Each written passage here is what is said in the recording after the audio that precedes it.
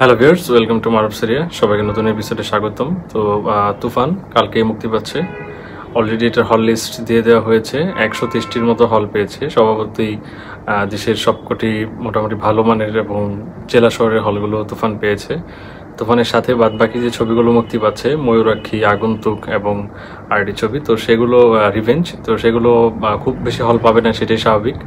শাকিব খানের যে ক্রেজ, সে সাথে যোগ হয়েছে রায়হান রাফির আবার কোরবানিদের যে সিনেমা, সেটার ভাগ্য খুব ভালো। আপনার এর আগে সুড়ঙ্গ, পরাণ কিংবা এগুলো যদি দেখে থাকেন, খুব ভালো ব্যবসা করেছে। তো এবার আমরা প্রথমবার মেগাস্টার শাকিব খান এবং রায়হান রাফি, আমাদের যে ব্লকবাস্টার ডিরেক্টর, তাদের দুজনকে একসাথে পেয়েছি। তো এখন কথা বলবো তুফানের ট্রেইলার বের হওয়ার পর আমার যে রিয়াকশন এবং কীরকম স্টোরি হতে পারে সেটার কিছু আইডিয়া দেওয়ার চেষ্টা করব। অ্যাকচুয়ালি এই পুরো ভিডিওটাই আমার আইডিয়া বশত। ইতিমধ্যেই আমরা অনলাইনে বিভিন্ন রকম থিওরি দেখতে পাচ্ছি যে তুফানের গল্পটা কেমন হতে পারে ইত্যাদি বিষয়ে। ট্রেলারটা নিয়ে যদি প্রথমে বলি, খুব ভালো কমার্শিয়াল ছবির একটা ট্রেলার যেরকম হয় সেরকমই হয়েছে, তবে কাটগুলো আরেকটু ভালো হতে পারতো। শাকিব খানের এন্ট্রি বা অন্যান্য বিষয়গুলো একটু ভালো হতে পারতো। কিছু টাইম ল্যাপস আমরা দেখতে পেয়েছি এখানে। চঞ্চল চৌধুরী খুব কনভিনসিং লেগেছে এবং আমার মনে হয় সিনেমা হলো সে খুব তার ডায়লগ দিয়ে খুব কাঁপাবে। নাবিলার স্পেস একটু কম মনে হয়েছে। আমরা শুরু থেকে যদি বলি, একদম এখানে তুফানের বিল্ড আপ, তাকে নিয়ে বিভিন্ন জনের কথা, ভয়েস নারেশন, এগুলো দিয়ে অ্যাকচুয়ালি শুরু হয়েছে। এর পরবর্তীতে আমরা দেখতে পাচ্ছি যে তুফানের যে রাজ করার ব্যাপার, তার ন্যাশনাল লেভেলে খেলার যে ব্যাপার স্যাপার, সেগুলো দারুণ অ্যাকশনের কিছু গ্লিমস দেখা যাচ্ছে। তুফানকে কুস্তি করতেও দেখা যাচ্ছে। এছাড়া নায়িকাদের যে সাথে তার যে রোমান্সের ব্যাপার, মিমির সাথে তার যে টাইম স্পেস, ইভেন মিমির একটা গান, সেটা অলরেডি যেটা এখনও বের হয়নি ইউটিউবে, বাট সেটার কিছুটা গ্লিমস এখানে দিয়ে দেওয়া হয়েছে। এছাড়া যেটা লক্ষণীয় ব্যাপার, দারুণ একটা কাস্টিংয়ের আমরা কিন্তু আবহাওয়া দেখতে পাচ্ছি। ইভেন দো যিশু সেনগুপ্ত সিনেমায় থাকার পরেও আমরা তাকে ট্রেলারে দেখতে পাচ্ছি না। It's an surprise, I think. এটা হতে পারে সিনেমার খুব গুরুত্বপূর্ণ জায়গায় তাকে ব্রেক ইভেন দেওয়া হবে এবং আমি ধারণা করছি যে সিনেমার যে বিরতি এবং বিরতিতে দারুণ একটা ধাক্কা আছে।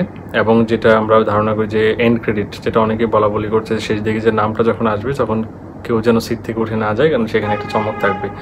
যদিও অলরেডি আমরা জানি যে তুফানের আরেকটা পার্ট আসতে যাচ্ছে, তুফান 2, সুতরাং স্বাভাবিকভাবেই এন্ড ক্রেডিটে কোনো না কোনো ক্লিফ হ্যাঙ্গার থাকবে বা কোনো সারপ্রাইজিং ব্যাপার থাকবে, যেটা আমাদেরকে পরবর্তী পার্ট দেখার জন্য হুক করে রাখবে। তো আসি এবার তুফানের যে স্টোরি কীরকম হতে পারে সেটা নিয়ে। তুফানের স্টোরি নিয়ে আমার দুইটা আইডিয়া আছে, আমি জানি না এটা মিলবে কিনা। আপনাদের সাথে আপনাদের কমেন্টও আমি আশা করছি। স্বাভাবিকভাবেই যেটা হয় এই ধরনের গ্যাংস্টার ছবিতে, একটা গ্যাংস্টার হয়ে ওঠার ব্যাকড্রপ এবং অন্য কিছু থাকে। রায়হান রাফি এর আগে তার ম্যাক্সিমাম ছবি যেগুলো সফল হয়েছে, ম্যাক্সিমাম ছবিতে আমরা দেখতে পেয়েছি যে সাধারণত সে একটা ন্যারেশনের মধ্যে দিয়ে যায়। শুরুতে একটা ন্যারেশন থাকে এবং আমরা ফ্ল্যাশব্যাকে 1 বাই 1 সেগুলো সে জার্নিটা দেখতে থাকি। সেভাবেই গল্প এগোয় এবং শেষ দিকে ন্যারেশনটা কমপ্লিট হয়ে যাওয়ার পর আমরা সিনেমাটার শেষ দিকে যাই। এখানেও আমি মোটামুটি শিওর যে এখানে একটা ন্যারেশন যাবে। খুব সম্ভবত গাজী ডাকায়েত, যে শাকিব খানের রাইট হ্যান্ড বা একটু সিনিয়র গ্যাংস্টার লেভেলের, যে তাকে একটু অ্যাডভাইজার বা এই লেভেলের কেউ, সে কোনো কারণে হয়তো বা জেলে বন্দি আছে এখন। এটা খুব সম্ভবত তুফানের যে এরা বা তুফান নিখোঁজ হয়ে যাওয়া বা কিছু একটা হয়ে যাওয়ার পরে তার যে একটা স্তিমিত অবস্থা, সেই সময় হয়তোবা এই গল্পের শুরুটা। এখানে গাজী ডাকায়েতকে হয়তোবা বন্দি অবস্থায় বা জেলে বা কোনো একটা অন্তরীণ জায়গায় দেখা যাচ্ছে, যেখানে তিনি হয়তোবা একজন রিপোর্টার বা কাউকে এই গল্পটা শেয়ার করছেন, শাকিব খানের ব্যাকড্রপ এবং অন্য কিছু। আমরা শুরুতেই তার ন্যারেশনে হয়তোবা দেখতে পাবো শাকিব খানের ছোটোবেলাটা, যেখানে তার বাবাকে, শহীদুজ্জামান সেলিমকে আমরা এখানে দেখতে পাচ্ছি একটা রোলে।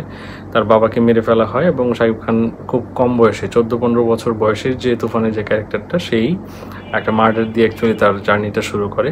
এর পরবর্তীতে আমরা তাকে আরও কিছু ক্রাইম করতে দেখতে পারি।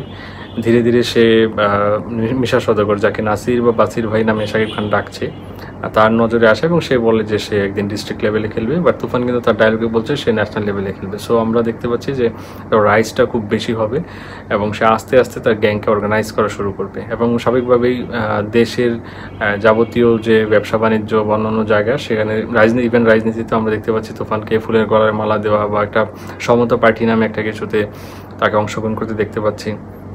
রাজনীতিতেও তার একটা অবস্থান থাকতে পারে, অর্থনীতিতে অবশ্যই থাকবে, এবং যেই বড় বড় মূলহোতারা দেশ চালায় বা সিস্টেমের অনেক গুরুত্বপূর্ণ ব্যক্তি, তাদের সাথে তুফানের একটা আদত তৈরি হবে এবং স্বাভাবিকভাবে তাকে যারা পছন্দ করে না তার এন্টি হয়ে পুলিশ বা আইন প্রশাসনের সাহায্য নেওয়ার চেষ্টা করবে। এখানেই আমরা চঞ্চল চৌধুরীর এন্ট্রিটা দেখতে পাচ্ছি। ফজলুর রহমান বাবুকে খুব সম্ভবত আমরা একটা প্রশাসনিক ক্যারেক্টারে দেখতে পাবো বা রাজনীতিবিদ ক্যারেক্টারে দেখতে পাবো, যে আসলে চায় যে শাকিব খান ধ্বংস হোক, বাট এনি টাইম তার সাথে তার একটা সন্ধি বা কোনো একটা কোরিলেশন হয়েও যেতে পারে। সালাউদ্দিন লাবলুকে আমরা খুবই কনভিন্সিং একটা ক্যারেক্টার দেখতে পাচ্ছি, তুই কিডারে, তার একটা আঞ্চলিক ভাষায় এরকম ডায়লগ দেখতে পাচ্ছি, খুবই মজা লেগেছে আমার। তাকেও আমরা দেখতে পাবো হয়তো বা তুফানকে সে প্রথমে ইনসাল্ট করে বা ইগনোর করে, যেটা পরবর্তীতে তাকে বাধ্য করে যে তুফানকে অ্যাকচুয়ালি কাউন্ট করার জন্য, সেটা থাকবে। এছাড়া পরবর্তীতে আমরা প্রশাসনের হস্তক্ষেপ দেখি, সেখানে চঞ্চল চৌধুরীর অনুপ্রবেশ, এবং স্বাভাবিকভাবেই সে আন্ডারগ্রাউন্ডে বা একটু সিআইডি লেভেলে কাজ করবে এবং খুব সাহসী, খুব চতুর। দেখতেই চন্দ্রদীর ক্যারেক্টারটা দেখতেই বোঝা যায় যে তিনি যেটা ডায়লগেও বলেছেন যে গায়ের জোরে না, মাথার জোর দিয়ে তুফানকে ঘায়েল করতে হবে, এবং আমার মনে হয় এই জায়গায় তার মাথার জোর, মাথার যে বুদ্ধি এবং চতুরতা, সেটার একটা প্রকাশ দেখতে পাবো। এটার সাথে আমি স্লাইটলি মিল পাচ্ছি। আমরা যদি পুষ্পা দেখে থাকি, পুষ্পার যে আমরা যদি ফাহাদ ফাসিলের যে পুলিশ ক্যারেক্টারটা দেখতে পারি, সেও কিন্তু এরকম, যে পুষ্পাকে ওইভাবে থামাতে না পেরে সে কিছু চতুরতার আশ্রয় নিয়েছিল। পুষ্পা টুতে হয়তো এটার একটা ইলাবোরেশন দেখতে পারবো। এখানে চঞ্চল চৌধুরীর ক্যারেক্টারটা কিছুটা সেরকম।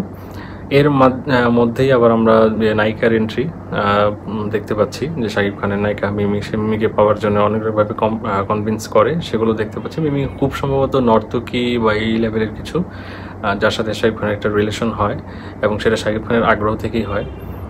এবং অন্যদিকে আমরা ইন দ্য মিন টাইম এর মাঝখানেই যখন বলতে শুনি শাকিব খানকে যে তুফান হওয়ার জন্য কী কী লাগবে, ভয়েস, ফাইট ইত্যাদি, মাসল পাওয়ার, চোখের দৃষ্টি, সেই সময় আমরা শাকিব খানের আরেকটা লুকে আবির্ভাব দেখি।